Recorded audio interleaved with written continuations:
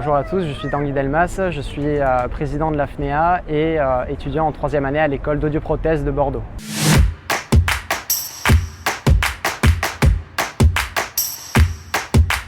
Le métier d'audioprothésiste consiste à rééduquer des patients qui sont malentendants et qui ont une gêne sociale, et nous les accompagnons dans le temps pour se rééduquer.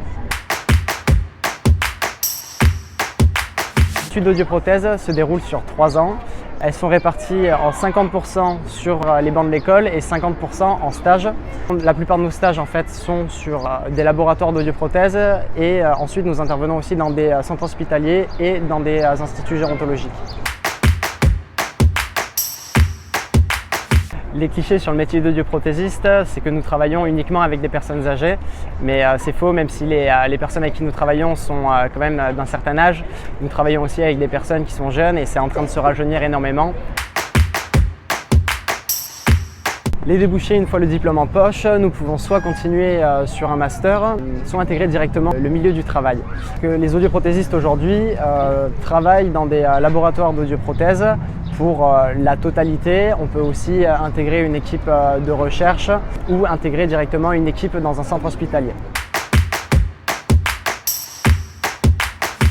Les 3 grosses matières que l'on nous enseigne en audioprothèse, c'est de l'anatomie de l'oreille notamment, où nous comprenons le fonctionnement de cet organe sensoriel et les pathologies auxquelles on peut faire face.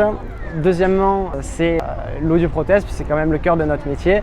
Comment régler une prothèse, comment adapter cette prothèse à notre patient et comment le prendre en charge. Et troisièmement, un gros bloc de physique qui nous suit tout au long de nos 3 ans. Comprenons comment fonctionne un appareil auditif et comment prendre le son dans sa globalité. Les écoles d'audioprothèse, aujourd'hui, elles sont toutes publiques. On y accède via un concours aujourd'hui. Et en 2020, il y aura une voie concours et une voie Parcoursup. Et pour laisser place à Parcoursup en 2021. Moi, ce qui m'a donné envie de faire ce métier, c'est que les personnes viennent avec un problème qui leur est lourd, puisque ça pèse sur leur vie sociale et sur leurs relations. Pour nous, c'est important de créer un lien avec notre patient pour le rééduquer, pour comprendre ses problèmes et pour l'aider du mieux possible. L'AFNEA, nous sommes une jeune fédération, nous représentons quand même l'intégralité des écoles d'audioprothèse aujourd'hui. Nous avons 3 pôles d'action, un pôle de prévention. Nous incitons les jeunes à faire de la prévention et du dépistage auprès de jeunes ou d'entreprises. Ensuite, nous avons un pôle de formation où nous allons aider nos étudiants à se former au niveau associatif.